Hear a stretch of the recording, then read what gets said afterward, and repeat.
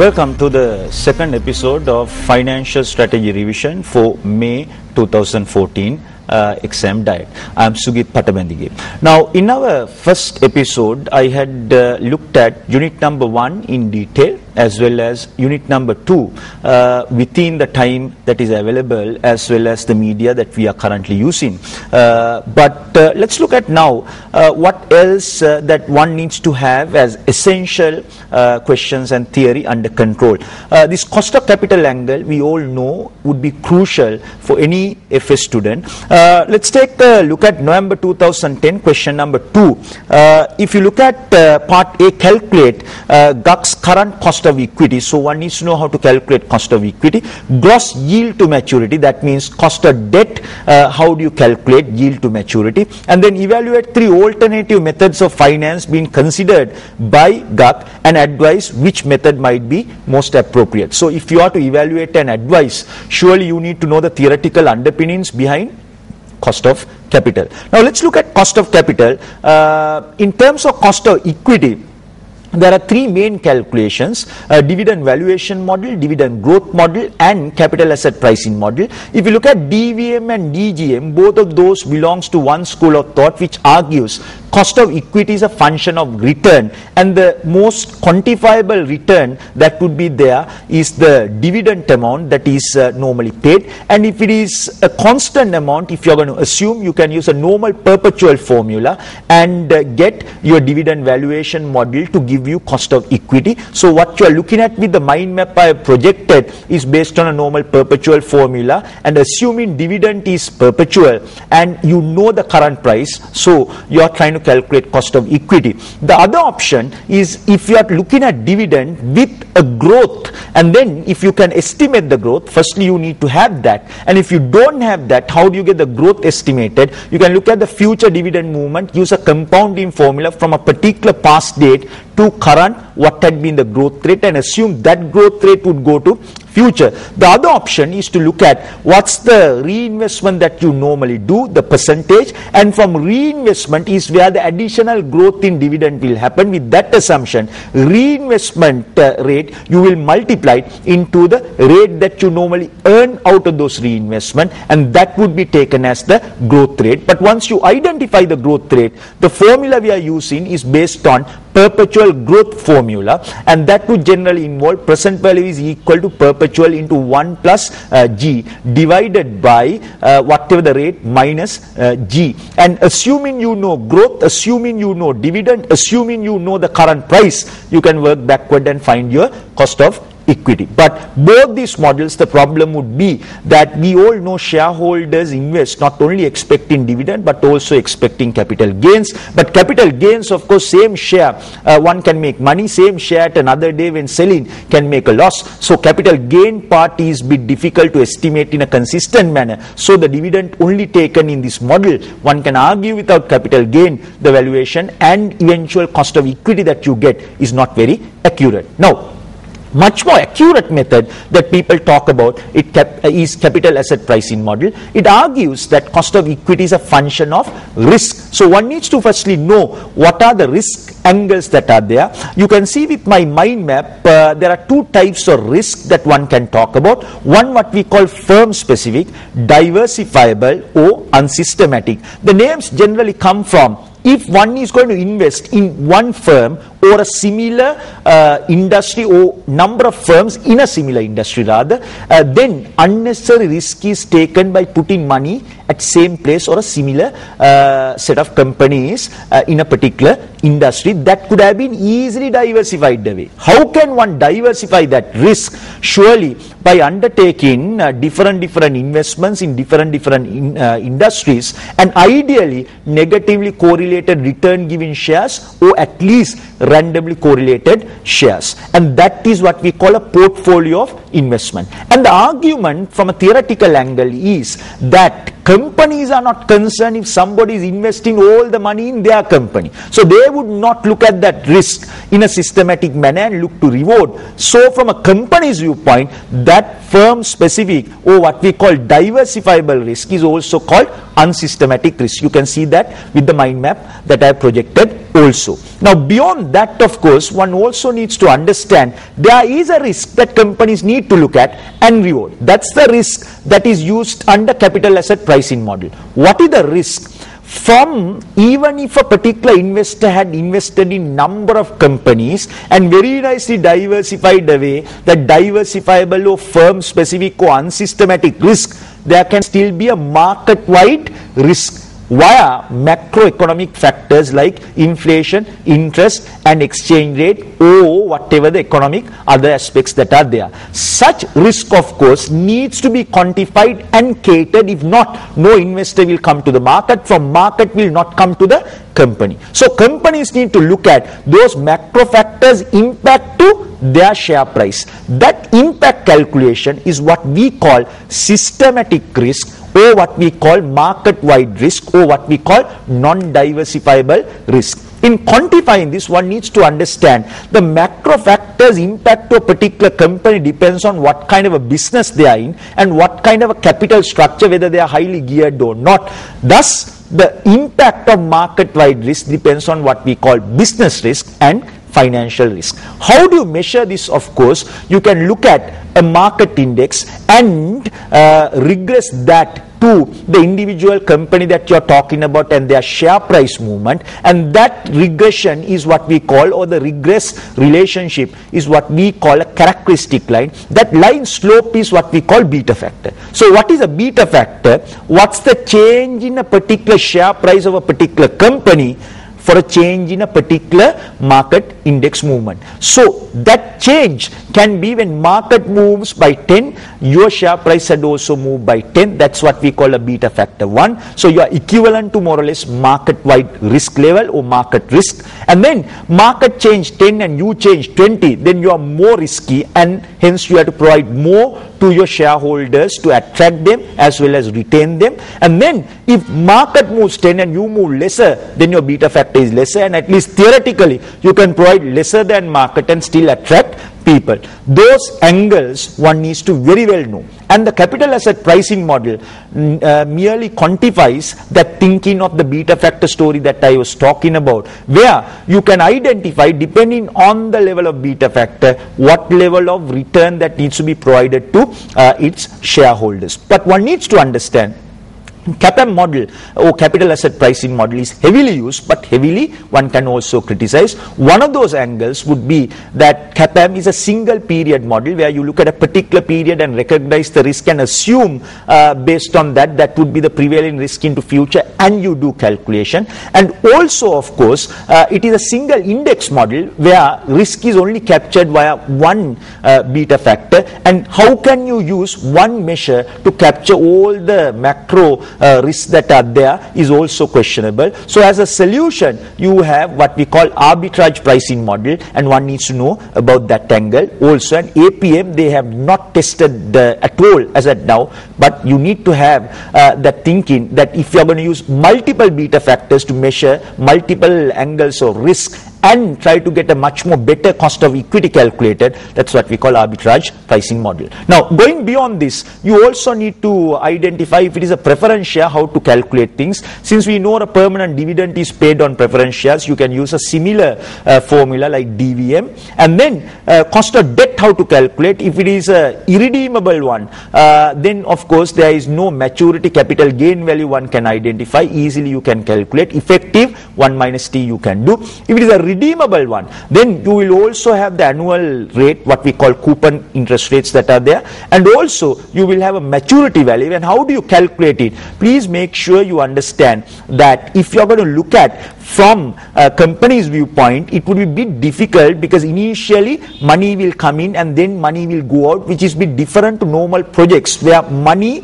will firstly go out and then money will start coming in. So you rather take the investor's viewpoint, because from an investor's viewpoint they have to invest money and they can earn, and that's how the examiner also look at it. Once that viewpoint is looked at, do a very rough calculation and identify roughly what's the earning rate by taking the capital gains per year or capital loss per year and add the interest per year and divide by the investment amount you have to do to get those, and that's what we call a rough rate. And around that, take 2 DCFs, go for the IRR methodology and do your calculation. And if you're considering tax, that would be called a net YTM. If you're not considering tax, that's called gross. Please make sure this you have it under full control, and with the time limitation, I'm obviously talking a bit fast, but full control via the number of different questions that are there, because this is more than likely at any particular diet in terms of FS. And then the WACC calculation, obviously everyone knows WACC, but make sure that whatever the KD you are taking is 1 minus T,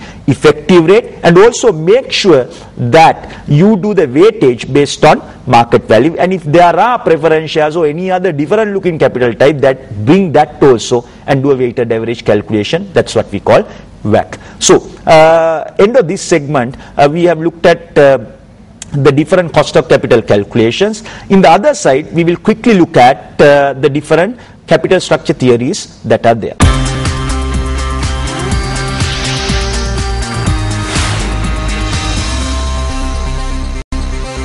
Welcome back.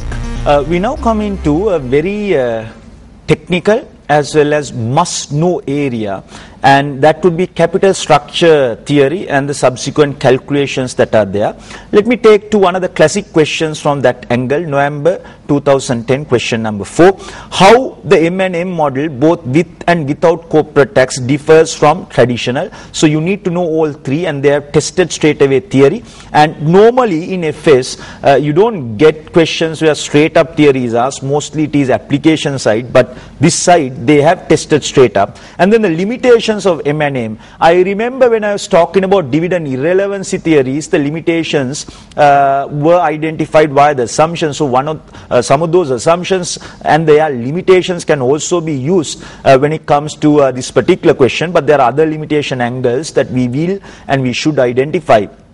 And then calculate the value of ADS equity using a discounted cash flow technique, and then subsequent further calculations to be done based on M&M model with corporate tax, where you have to look at the value of ADS equity, expected cost of equity, and eventually WACC. So if you look at this question, it attests to the dot capital structure understanding that one needs to have. Let's quickly look at the theories that are there.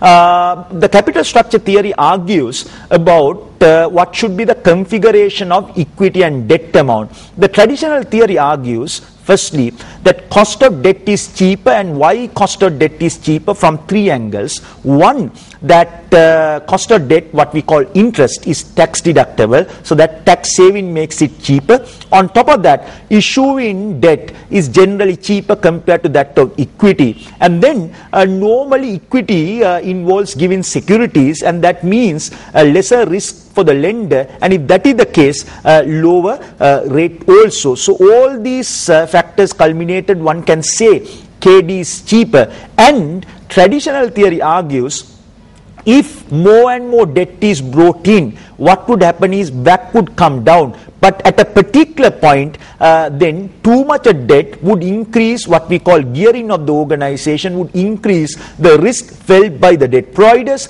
risk felt by the equity providers, and they will start asking higher at higher risk, and then WACC would start increasing and find that place where WACC would be at lowest and operate, and most probably majority industry players operating level must be that particular debt equity combination. But then Modigliani and Miller argues things in a much different manner. Number one theory that they have is what we call M&M theory without tax. What it argues is, without considering the tax side, right, a real value of a firm depends on its future earnings capacity and nothing to do with how the funding of that particular company had been done. So M&M heavily argues on, if you are looking at 2 different companies, or rather 2 companies, but they are very similar in the way they are doing their business, no matter how they are funded. One fully equity, what we call ungeared, other is having debt, what we call geared. No, that is not an important point, no matter how the funding was done. it should be the two companies should have the same value. Why? If the two companies are similar, their earnings capacity is similar, thus the company's value should also be similar. So how did they prove that argument? They went into this second proposition that I have projected in the mind map. The first one talks about whether you are geared or ungeared. That means whether you have debt, whether you do not have debt, similar companies should have same value. So that how they proved was via the second one, where they indicated that if of course debt is brought in, cost of equity geared will steeply increase, nullifying the cheapness of debt. Thus the WACC would remain same as shown in the third proposition. And then after a while they came up with a different version and started arguing if the tax angle is looked at. If you are a geared firm or ungeared firm, ungeared means fully equity, geared means you have debt. Similar businesses, yes, they will earn similar, their value is similar, but the geared one, when it comes to the tax bill, they will pay a lesser tax bill because of the tax deductibility of interest, thus giving a superior value for the geared firm. So you can see with the second theory, value of a geared firm is equal to value of ungeared plus that tax benefit that is there. Now how do you recognize the tax benefit? Of course, be very careful on this. Firstly, look at whether this debt that is being talked about is a redeemable one or a irredeemable one. If it is a redeemable one, the tax benefit would be there for whatever that time that particular bond or debenture was issued. So you look at how long, look at the tax benefit of that and do a discounting on annuity factor and get the present value of the tax benefit, and that would be the TB, tax benefit. But if you are talking about an irredeemable situation, of course, then you have to understand whatever the interest of the loan would be your tax benefit. And if it is irredeemable, that tax benefit would be there perpetual. So you will have a discount at that interest rate. The interest rate, the numerator and the denominator will set off. So you can easily identify the tax benefit by taking the loan amount into T. And then how did they prove their argument via the second and the third provisions as shown in the mind map? In the second one, it indicates yes, when there is debt, cost of equity geared will increase but at a lesser trajectory. Why?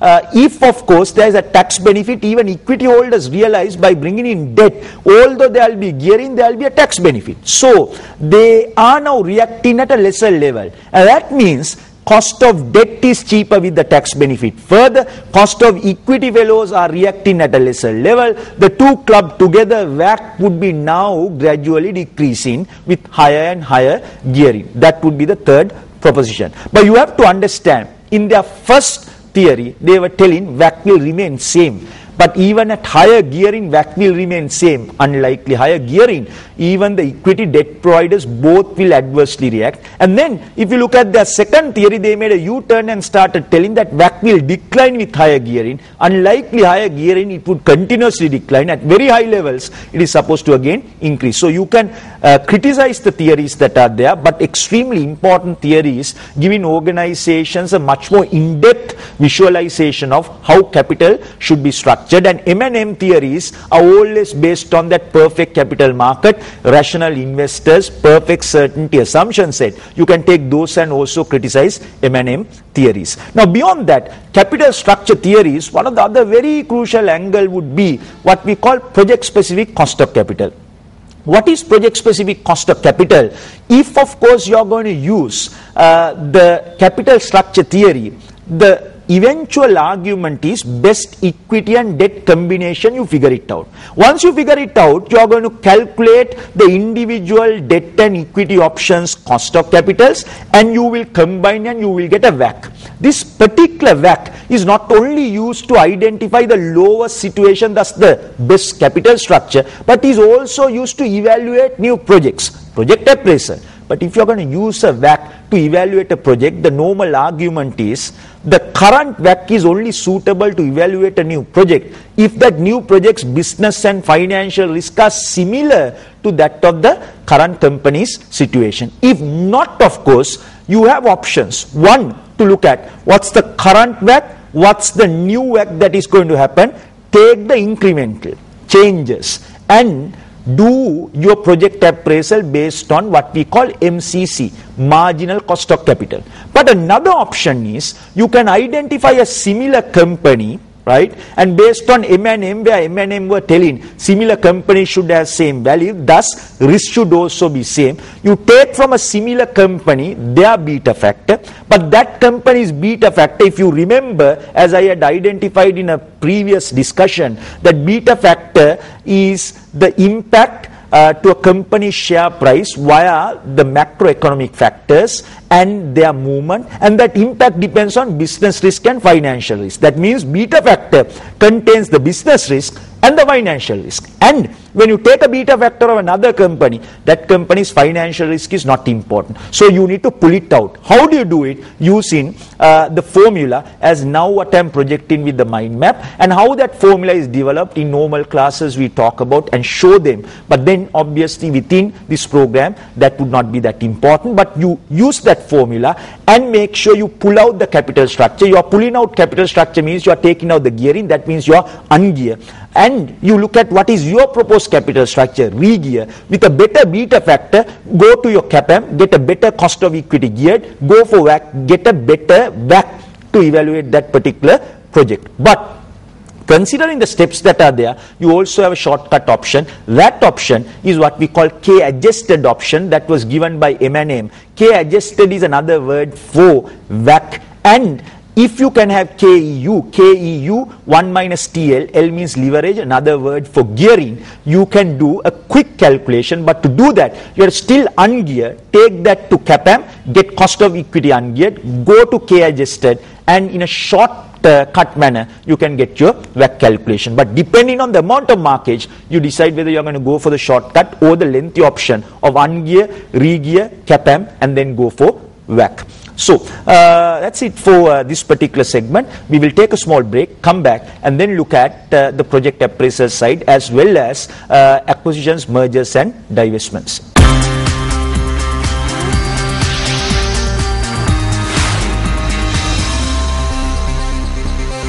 Welcome back. Now in this segment, let's talk about project appraisal techniques, because if we are going to look at courses of action that one can take within an organization to achieve their stated financial objectives, using the financial resources that had been already accumulated, then obviously those different courses of action needs to be firstly evaluated, what we call project appraisal. Now in evaluating, there are project appraisal techniques. We all know from our lower levels, we have learned of non-DCF and DCF. Non-DCF, you have payback, you have ARR, and payback still heavily is used in the real world. A lot of research shows that. And then the DCF methods, that means after discounting to adjust for time value of money, and I tend to remember discounting is reducing the future money, because future money cannot do as what we are currently getting done out of present money. So discounting to adjust for time value of money is about deducting the future money's value, so it becomes conducive as or relevant as the present terms. And then discounting techniques, of course you have NPV, you have IRR, you can also look at profitability index, which can be considered as a fringe technique of NPV, because NPV does not look at the present value and net present value relative to the investment, and that can be alleviated by going for PI. And then NPV does not also look at how quickly the investment is recovered. For that purpose, further development is discounted payback method, or DPB technique that you can use. But in terms of FS, the particular developments that are there would also depend on these other three techniques that one needs to know about. One, of course, is MIRR, other is what we call APV, other is what we call foreign investment appraisal. But MIRR, of course, now lately there are solid questions appearing. But let's just quickly look at September 2010 question number 3 as what is projected. Calculate the NPV, calculate IRR, and then calculate MIRR. That's what they are asking. So you need to know the story. And then it's also asking advantages and limitations of MIRR, NPV, and IRR. So not only how to calculate, you need to have a good understanding of these techniques. Now, if you look at the NPV versus IRR ongoing debate from your P1 level, you would have learned the argument is that in NPV, the future cash flows are discounted at cost of capital, whereas IRR, it is discounted at IRR, what a project really earns. That is why NPV becomes zero, because if you are going to discount, that means deduct what a project really earns, what will remain is the original investment. Thus the NPV will become zero. But you have to understand that if you look at the other side of discounting, what we call compounding, or in another wording, if the money is coming late, you will discount to adjust for time value of money. If the money is coming now, you will not keep in a locker, you will rather reinvest. If you are going to reinvest under NPV, it will be now going at cost of capital, because discounting, if it is done at cost of capital, compounding is also done, or reinvestment is also done at cost of capital. But IRR, since the discounting is done at IRR, and if the money comes earlier, the reinvestment will also be done at IRR. IRR, if it was a good project, surely covers the cost of capital and the amount of profit the company is earning out of the project. That means that will be a higher rate. So the argument is, if you look at the other side of discounting, what we call compounding or reinvestment, NPV goes at a reasonable rate, assuming if we are paying a particular cost of capital and if we also become investors, we can also earn the same amount. But IRR, the other side works on not only cost of capital but the profit part being earned in a particular project. That is unlikely available if you become a capital provider at the capital market. So IRR, that reinvestment or other side or compounding, is seen as wrong. So if you can correct that by taking a rate same as NPV, that would be cost of capital normally, right? And then what would happen is you can modify the cash flows and do IRR. That calculation is what we call modified internal rate of return. So it goes with the argument that NPV is a technically superior method. So if you can also adjust IRR to go with the main angle of NPV, that would be take the cost of capital and do the evaluation, then even IRR would be in a compatible terms to that of, or MIRR would be in a compatible terms to that of NPV. So the decision making will become consistent. That's the thinking of MIRR. Beyond that, we also have what we call APV. The argument of adjusted present value is that when you undertake certain investments, you are not sure about exactly your financial risk. Why? Until really you undertake how your capital configuration and the amount of debt, you would not be sure. But you know, if you are looking at a new project, the business risk. So a project should be firstly evaluated on its business risk. That means without your financial risk. That means without your capital structure. That means without gearing, what we call ungeared. So firstly, we will assume the project is to be approached only via equity funded. Ungeared, no capital structure, that means no gearing rather. And that for that purpose you need cost of equity ungeared. How do you get cost of equity ungeared? If you have a beta ungeared, you can use that. If of course you are having other options of information or enough information, you can use M&M, the formulas that are there. But once you get the cost of equity ungeared, you will take the project and evaluate based on cost of equity ungeared and get what we call a base case NPV. Now, quickly taking a look at November 2012, question number 4. And in my viewpoint, APV had been obviously under-tested and needs to come at the future exams that are there. So be prepared for APV. If you look at this question, calculate NPV and use the WACC, project specific cost of capital, as what I have talked about in a previous session, and then eventually they are going to ask you to calculate APV. Now, as what I have already talked about, firstly do a calculation assuming the business is to be evaluated on its own business merit, business or cost of equity ungeared, no gearing taken, only business risk, and get base case NPV. Then start looking at what kind of capital structures that you are looking at, particularly what kind of debt types you are looking at and what are the additional benefits, and club them together, and then you can have what we call adjusted present value. You will see that certain projects that are undertaken at certain faraway places, and obviously when you look at economic sense, it doesn't make that much of sense, but you might get tax benefits, you might get government concessions. Such situations, of course, you're not sure what exactly your capital structure would be.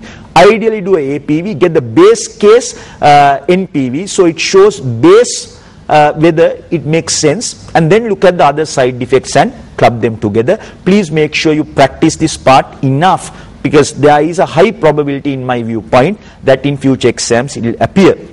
And then the Forex investment story, let's just quickly look at a question, a solid question. November 2011, question number 4. That particular question, of course, involves both the types of Forex calculations. You can see A1, A2, one based on home currency, other based on foreign currency, and explain why both are likely to give similar answers, and then advice on the project evaluation and certain discussions that are there. To quickly take you to the relevant mind map, one needs to understand, if you are doing an investment in a foreign country, your currency that you are talking normally to that of that investment's currency is likely to be different, and we all know we get a better feel with our own currency. So if you are to do a proper project appraisal, the argument is foreign currency should be converted to US at that spot rate at that particular time. So you need the forward rates of future years. How do you get it? Of course, you can use what we call the parity theory, either the interest rate parity or purchasing power parity, but be very careful when you do it, because if you put the interest or inflation rates at the wrong place, you will get into trouble. People talk about direct, indirect, none of those are important to you. What you should look at is currency that is changing is called counter. Currency that is remaining is called base, or remaining one would be called base. So any currency that they are talking, the one that is having one is base, the one that is having changes happening over time, counter. So the one which is having the base, interest or inflation, should be base, denominator. And the counter, that particular currency's interest or inflation, should be the numerator. And you put at the right places, you will get the forward rates identified. And once you get the forward rates, you can convert and do the NPV. The other option, of course, is get your DCF converted to that foreign currency situation. Why? Any DCF that you are using should contain business and financial risk, but not only that, if there is a foreign currency, forex risk is also there. That amalgamate by taking DCF into those parity theory rather than interest or inflation. Now put DCF and get a new DCF conducive to that foreign currency, do the NPV, and that NPV at spot rate convert. So the morality of this calculation is, at the end of the day, it should be in your currency. That can be made as a better gauging of the situation, and a better decision can be made. So this particular session is now over. We will take up the last session in this episode, and then in that I'm looking at valuation as well as very quickly the examination techniques.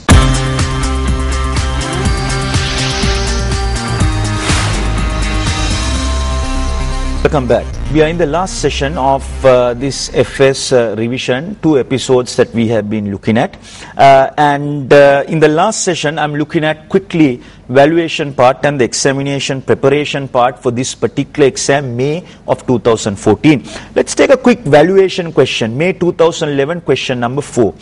Calculate a range of values, director A, B, C, D. So 4 fellows telling 4 different techniques, and then discuss, and then finally advice. Let's quickly take a look at a mind map that would show to you in a very concise manner how the valuation angle should happen. The 4 different directors in that question, one was talking asset base, other dividend base, other PE or proxy base, and then cash flow base.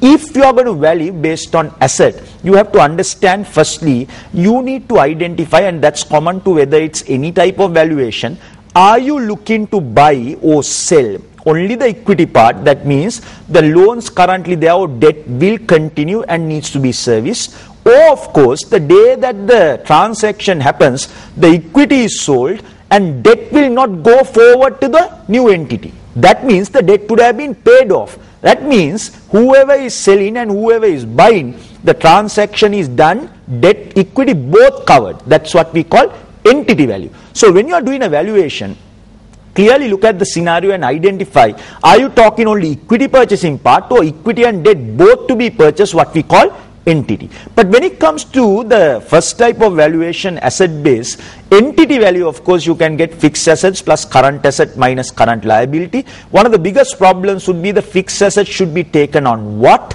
One, historical value, or of course you can look at what we normally have in the book values are what we call historical value, or take a current market value, which can be realizable word might be used, or replacement value word can be used. But realizable means like you might sell and asset strip the company. So that word you have to be bit careful on if the scenario is using, because motive of the buyer might be to asset strip if you are talking realizable. But replacement, of course, then the motive is very clear, you are looking to replace and continue. So when one is selling a company which he or she would have put a lot of time into developing, whether it is to asset strip or whether it is to continue might also be a factor to be looked at in deciding whether to sell or not, and what price eventually that selling should happen. But asset based, of course, obviously relevance wise there is a small problem, especially because asset value would be the assets separately, but as a business the real value would be assets together and what it is creating overall. So if a firm is to be asset stripped, then asset base might make sense, but as a going concern and to continue as a going concern, asset base is definitely questionable. The other option is you can use the DVM and DGM, which we had identified when we were looking at cost of equity. But you have to understand dividends are equity, so the value you will get will also be equity. And surely one can argue that only on dividend you cannot identify when there are capital gains angle also, and see as a limitation of this particular technique. The other, if you are an unquoted, if you are a quoted business, of course, you can take the going share price and multiply into the number of shares and identify the value. But if you are an unquoted business, of course, you can take a similar company's P, put your earning, and you have to understand when we say earning, it's normally profit after interest and tax. And after interest means the debt fellows holding had been taken out, so the amount is only relevant to equity. So the value you will get will also be equity. But whether you can find a similar company and whether that's an appropriate situation, because you are unquoted and P would be a quoted company, and unquoted companies are generally more riskier compared to quoted, whether you can take a quoted company's P as a proxy and do is obviously a question mark. And then cash flow base, of course, first thing one needs to understand is normally we will assume the profit figures that are there to be equivalent to cash. That's the starting point. And then if you are taking profit before interest, and that means obviously before dividend, but after tax, where tax is a compulsory payment, and you are using WACC, then you have to understand before interest. That means debt fellows holding had not been deducted, interest had not been deducted. And surely before dividend, that means equity fellows stake had not been anyway deducted or interest had not been deducted. WACC, we all know, contains KE and KD. So if your cash flows or profit you are taking contains equity and debt interest, WACC is also contain equity and debt interest. The value we will get is what we call entity value. And then the other option is you can take profit after interest and tax. That means debt provider's stake had been taken out, and you can discount it at cost of equity provided you have that. And then since you are only using equity information, you will get equity value. And you have to understand that assuming profit to be equal to cash, one can always argue. So rather than taking profit, you can do a genuine calculation and identify what we call free cash, as what I have demonstrated with the mind map. But understand that cash flow base, people argue that a real value of a business, like in the fundamental theory, like in M&M theories, real value of a business depends on its future earnings and discounted at an appropriate rate. So obviously cash flow base is technically seen as a good method, but problem is most of the cash flows are likely to be over ambitious, and the discount factor, whether it's appropriate or not, is also a problem. So most probably this would give the highest value. And when you are looking to advise on what price please keep in mind rather, and remember that asset base is likely to give the lowest value. We generally call it a flow value. And then the cash flow base, as I've already identified, is likely to give you the highest value. And you look at, are you the buyer, are you the seller? Right? If you are a buyer, you're always looking to buy it at lowest, but go for a price that you will get the seller to even talk with. You don't go too low, right? But keep leverage so that you can increase the amount under negotiations. So you go at a lower. But if you are a seller normally, you will go at higher, keeping bit of room for you to reduce the price under negotiation. So those angles will have to be looked at when you are advising. Now beyond that, valuation, a lot of people think it's only calculations, but take a look at this March 2012 question 1. Where it is asking first the advice side, but then after that explain actions GG could take to fight a takeover bid. Actions MPLC could help to ensure positive response. That means after valuation, some theoretical angles can appear. Take a look at the mind map I am projecting. Why would people prefer acquisitions, mergers? Those factors needs to be known. More VS, but needs to be known. And if an acquirer or a target company dislike that acquisition or a merger, what we call a predator or a forceful kind of an acquisition that is there, what are the different options one needs to know. And then if an acquisition is done, if it is to be made, or a merger done, if it is to be made successful, what are the things to be done, what factors would have ruined things in the past, those needs to be known. And if you are looking at certain aspects of businesses to be sold off, what we call divestment, what are the options? Find somebody, sell it, right? And the other one, get the management to buy it from you and run it, MBO. Please remember there is a May question of MBO, and MBO after that they have not tested that much. The MBO angle, please make sure you prepare properly. And the other option is you pull out the subsidiary from the group umbrella, let them run separately, what we call spin-off. So these theoretical angles are also important in addition to the calculations. Due to time limitations, I will not obviously go into too much of detail. The other part that you also need to understand is that the asset-based valuation contains a weakness. It only captures the tangible assets, not the intangible assets. And take a look at the March 2013 question 4. Calculate the value. Yeah, you will have to look at the main techniques and do it. And particularly here they have said discounted cash flow analysis, and then explain different techniques that are there. Rather here, explain the type of intangible assets. So you need to identify intangible assets that are there. You can have intellectual assets, such as you can have reputation, expertise. You can have intellectual capital, like codified knowledge. You can have intellectual property, like the patents, copyrights, and trademarks that are there. You need to know about that. But then how do you value intangible assets? You have generally three options. One, you can look at what's the book value of asset, what's the market cap of the company. So market sees more than the book value of your tangible asset. That must be intangible. Since we know book values are generally outdated, you can look at a more market-based value like a replacement value, compare with the market capitalization. That difference can also be taken as intangible asset value, as what I have demonstrated here. And that question that I had shown to you before, the calculations were given of a method called CIV, and you were asked to interpret it. What is CIV?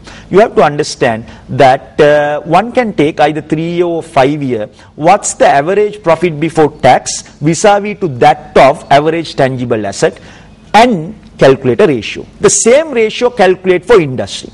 If your ratio is superior, that means you are earning more from your tangible asset than the industry, and you must be earning those via something you cannot see, what we call intangible asset. So that superior earning part, take post-tax and assume will be their perpetual. Discount, genuinely they were talking about, or initially they were talking as a theory that use the industry cost of capital, because you are comparing with industry. But now one can also use company's cost of capital and then do a discounting and say, the superior value till perpetuity is of intangible, and this is the intangible value, and that technique is what we call calculated intangible value. So I have quickly talked about valuations, but I cannot reiterate enough of the importance of it. Obviously you will have to make sure you prepare for those areas that I talked about in very fast, in a much more decent time aspect wise given and look at each of the aspects and get those under control. Now, going into the last part, exam preparation. Now, since the time is very limited, let me run with it. Number one, when you're preparing for exam, tune yourself that do not take 1 hour or more for calculations in question number 1. Take a look at, I've extracted the May 2013 paper, just the different action verbs. Notice advise, calculate, evaluate, advise. That's the 50 mark. Each of the questions starting point. Look at the action verbs. Calculate 19. Evaluate means value of something via calculation, theory connected to scenario. So partly small calculation is there, but definitely less than 25 marks, right? So if the 50 mark question is a 1.5 hour question, if a student is going to take more than 1 hour for calculation, you are most probably failed. So please tune yourself, especially when you are doing so-called mock exams, how are you going to manage your time? And on top of that, take a look at some of these questions, right? The other ones, 25. Calculations are always less than 50. Majority are anyway narratives. You need to have a lot of different angles in your mind for each of those areas that you should know in unit 1, 2, 3. So at least some of those you can blend to the given scenarios and start doing the narratives. But please don't unnecessarily spend time on calculations. Get a quick calculation and around that right must be your strategy. Now, beyond that, I also want to emphasize one thing that our students don't do. What do they do when they get theory? They will look at, when they get a question, they will look at the buzzword. They see valuation, they want to do all the valuations. They see a word, efficient market hypothesis, they will write everything there. No. Every question in CIMA will start with an action verb. In FS, how many action verbs that are there? What I projected, those are the only action verbs. Look at the frequency of usage, right? Not even all of these you need to know. These are printed out and given as a checklist, but at exam under pressure you can't do all of that, no. So please do make sure that you start looking to identify, explain, point for every point, at least one line to explain. You need to know, calculate, everyone knows. I'm only looking at the higher frequency ones. Discuss different arguments, ideally conclusion. You need to know. Advise, what they should or could do. Please make sure you know.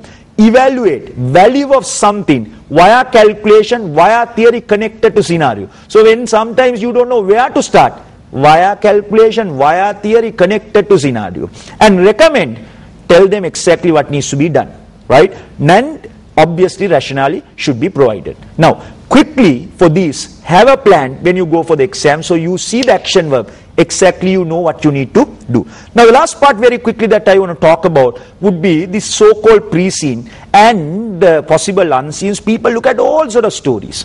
Generally when you look at past experience, only 8 situations pre-scene to unseen had happened in FS. Looking at the PPLC one, and I don't have the time, but I can tell you not all 8 can happen, but 5 situations are probable. They might look at a situation, since the company had been there for a long time, looking to acquire things, obviously because this industry is famous for that. And their acquisitions in this industry, when you look at the industry analysis, is what we call a bolt-on or tuck-in acquisitions. That means you acquire smaller companies quickly and amalgamate to your existing divisions and run.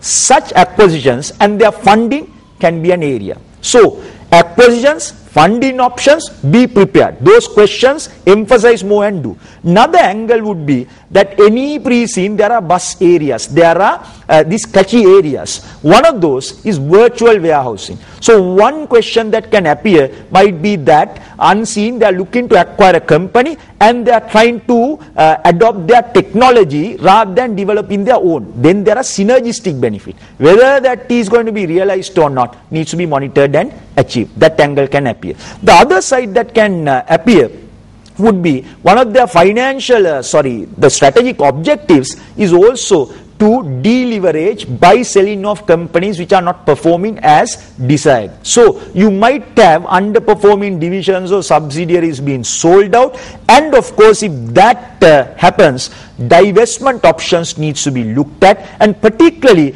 they look to be having a very limited care towards their workers. And if you are going to find people and do trade sales, the existing workers will think our predicament would also be the same. So ideally, to nullify that, get the management of the subsidiaries to buy, know the MBO angle, know how to tackle that. The other part that can happen would be, since they are already quoted and since they are looking to sell off certain underperforming companies, they might have excess money. What are they going to do with it? You can go for dividend policy, one-off dividend, right, or change in the current dividend policy, or share repurchase story. That angle needs to be looked at. The last angle that can happen would be that you would be given a new set of objectives from the financial side. Currently only strategic side they have given, and on those you will have to evaluate performance, and the appropriateness of objectives will have to be looked at. So with our discussion, and now most probable areas from PPLC, if you now focus on more probable and also ensure do not take chances, do all the areas, because anything can happen at your unseen. And we have seen under FS lot of times even an unheard company appearing and you had to do calculations and discussions. Please be prepared with the full syllabus. All the best. Thank you very much.